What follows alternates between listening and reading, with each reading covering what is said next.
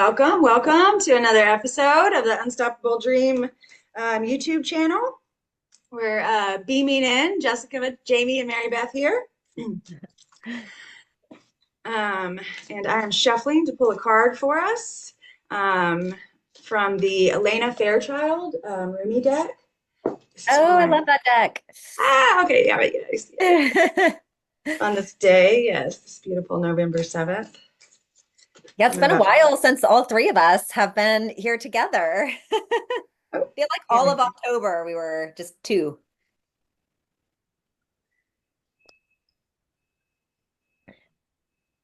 Okay, pop out. Let me do it again.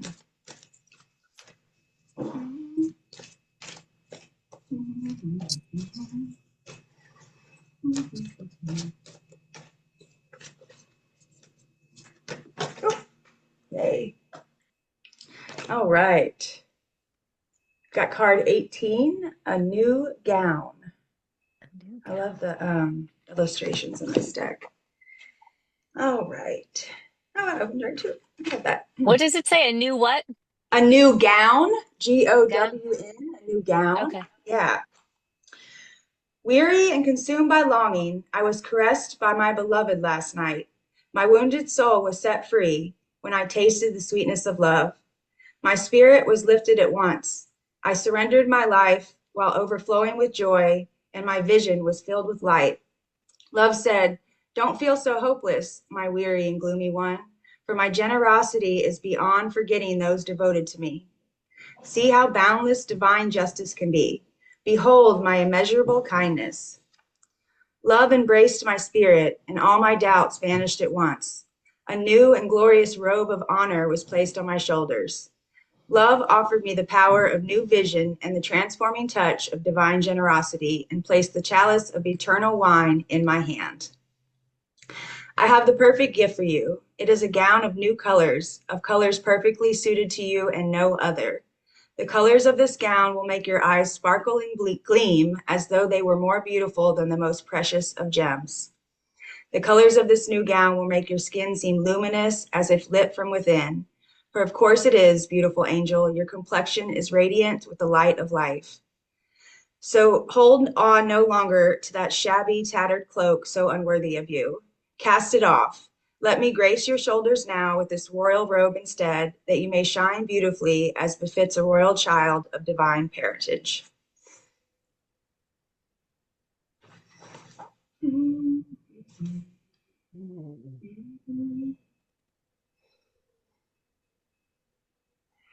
Yeah, for me, oh, Go ahead. Go ahead. that just feels like recovery to me. Like the cloak of colors just feels like recovery. Like that just, the life before recovery felt very heavy and dark and gloomy, and then the cloak just feels like you're embraced by all of the gifts in recovery for me. That's how it feels initially. Oh, I love that. Mm-hmm. Yeah, it says this oracle comes to you with sacred portent. You are fast approaching a moment of a great leap, an evolutionary shift on your spiritual path. Your sense of yourself and your divine identity is about to be revealed and realized in a way more potent than ever before. Ooh, I like that too. I feel like this is one like for all of it. I mean, I feel this card personally, and then I also feel this in the collective too, because it's like we're just on the precipice of unprecedented everything, right? So it's like the possibility is ripe with the future is ripe with possibility, right? I said that backwards. It's like there's just we're very deep in the mystery, because I really truly believe like we're writing new codes, right? Like we're writing new scripts. And so I love that you tied it back into that recovery, Mary Beth, because that does feel very much like the life before and the life after, right? And there's been many like portals like that even since I got into recovery, like little extra doorways into like deeper levels of recovery and healing and nervous system recalibration. Yeah.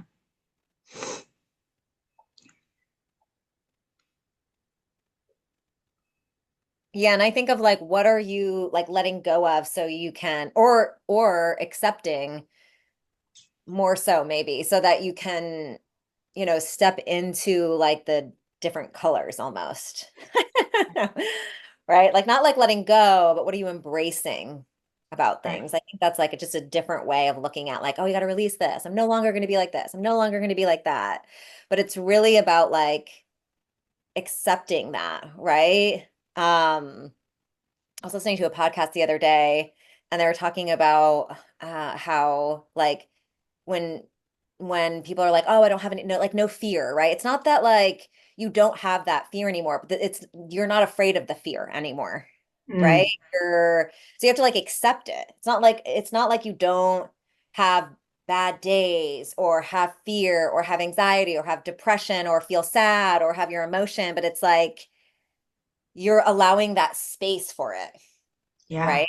So you're breathing it in. I feel like that gives us new life, that moving that energy, that prana up. When I think of colors, I think of the chakras coming up the spine, right? And you know, opening them up, embracing them. So you're just in a different space.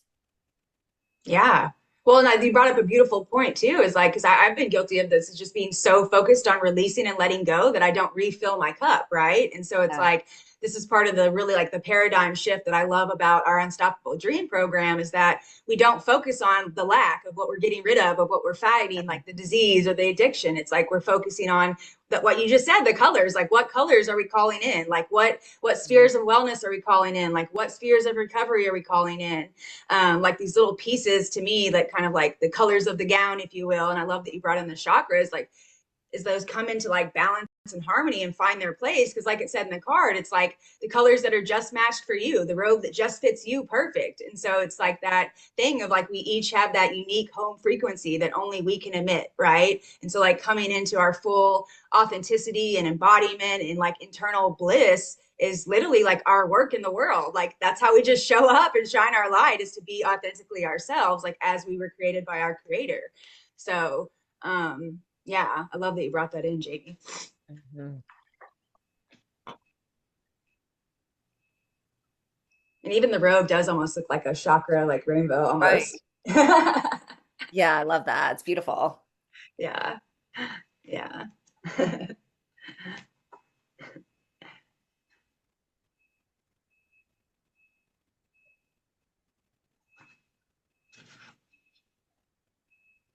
Yeah, and I think the last thing I'll say about it too that comes up for me is just the ability, like you said, to stay in acceptance and to stay adaptable and willing to adjust, right? Because it's like some things that may have fit or aligned even 6 months ago may not right now, right? And just being Yeah. willing to always stay open and fresh to what wants to come through, what wants to be a part, a part of my sphere, of my world. So that's always important for me.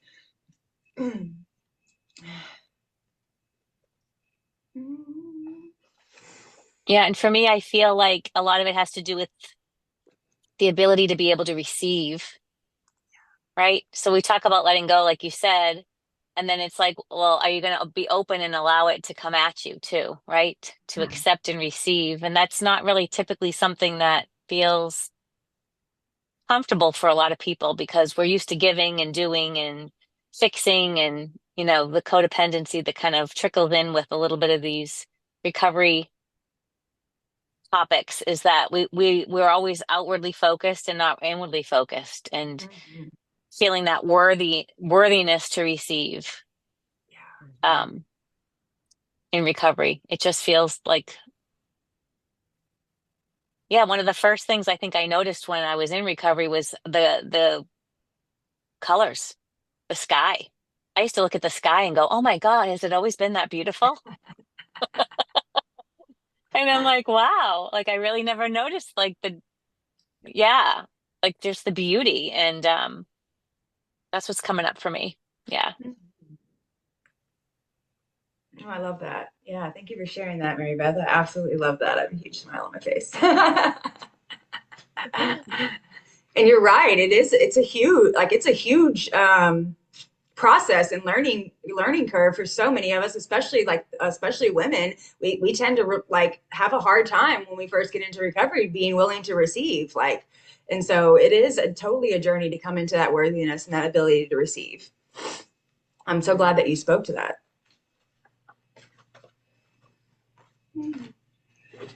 Yeah. To receive and really to feel everything. Because when we shut down from feeling something, right, are we shutting down from all other emotions as well? So I think like that's such a big lesson is that you're not trying to get rid of those things. Like they don't go away. Like it's not like you're like, oh, I'm spiritual now, so I don't feel fear anymore. That is such a misleading thing, right? Where we say like no fear. Or what about it's just you're not afraid of the fear, right? You're just like that will to be like, okay, yep, I'm gonna look at this and I'm gonna receive it. I'm gonna Yeah. take it in. Like all of it, you Yeah. know?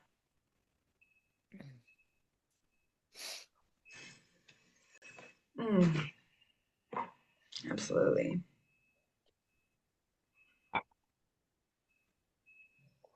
What are your practices for this? Do you guys have any practices for like receiving, tapping into that, like more of that feminine energy of receiving? I have this like kind of little grounding, like meditation thing I do that really gets me in the energy of receiving. Like I just go really, really slow as I'm like rooting in, like really slow. And like I say hi to the underground creatures, like I just really like super yummy and go in slow and get really grounded. And then just call in like light from above too after I'm grounded, like what light wants to come in that day, like letting, it tell me and just like really like helping to expand and hold more light and love and all this stuff. So that's like a go-to quick thing. Well, not sometimes quick, sometimes bad, depending on how slow I go. That the go-to I have. Yeah, I love that. We could add that to the immersion program that we're creating too, maybe for people to step into that space of receiving. Yeah, absolutely. Mm. Yes. Yeah. Yeah, for me, it's my meditation practice and my yoga practice. Or Mm, whenever I'm in circle with women, receiving their energy and like the exchange of yeah, of being with like-minded women in recovery, like on the Wednesday circles, I feel like that's receiving, right? We're receiving um that energy and the beauty of being in recovery and in circle with other women. So that feels like a practice as well. mhm. Yeah. Yeah. Yeah. Yeah, I've been trying to notice like where I am resisting in life. So like I've one of my coworkers, she's like my work bestie, right? And we talk all the time and send each other messages. I work virtually. But there's like when things are going on within our company and we're like for lack of a better word, I'll just say we get into a space of like bitching about something or, just resisting. What it is technically resisting what is, right? We like cut ourselves off from opportunities there. So I sent her a message on Friday last week on Friday, and I was like, let's like try to get into a space of accepting and like see what changes around us, like what kind of energy changes. Like, right? There's nothing we can do about certain things that are going on in the universe, that are going on with corporate America, that are just happening right now with the economy. Like it's just what's happening. Like we can either sit here and like we get so drained, it's like exhausting to like resist, resist, resist, resist. I mean, like think about that. If you're like resisting something, how much, oh, it's just like tiring. So she was like, I was thinking this exact same thing. So we were like, let's hold each other accountable and like move into this week with more of like that receiving energy, not a toxic positivity, right? So Right. it's very different than that. And we've noticed some changes. Like things haven't changed, right? It's still the same, but we're like, oh my gosh, like people are noticing, people are taking action quicker. Like it's interesting how like the subtle energy shifts. Yeah. So I try to pay attention to this, like in my life, like where am I resisting something that is? And again, it's not that you become a doormat and don't do anything, right? You still like work with it, but it's just a different energy than constantly like resisting it. I don't know if that makes Yes. sense. No, it totally did. I loved everything you just said. Hmm. Yeah, it made absolute sense. Mm. Yeah. We'll be talking more about this the energy of receiving when we talk about the moon energy too, and we work in constellations with our moon in our upcoming immersion program that's going to be starting on January 6th. Yes. Well, which will be really nice. to tap into Yay. that. Mm-hmm. I'm super excited about it. Me too. Yes. So I would just leave that as an action step for everyone. If you're listening to this, you know, like what are you resisting in your life? Something that is just happening. It's not that you're not an activist anymore. It's not that you don't fight for change, but is there somewhere where you're just like consciously or maybe subconsciously resisting something where you can allow the space for it to be what it is and then work from that space instead of working from the space of resistance? Mm-hmm. That's where your karma comes in, right? So taking aligned action from that space. That's what I said too to my friend. It was like we're like getting more in alignment. We're taking aligned action as opposed to like we're angry, I'm pissed, I'm resisting this, and then taking action from there, Right. which creates like karma for ourselves more, right? Because is that a misguided action? I don't know. Food for thought. Absolutely. Well, I'm complete if you ladies are. Thank you so much Feel all complete. for joining us. Like I Yeah. said, we have our 13-week immersion coming up starting January 6th. We'll put the link below.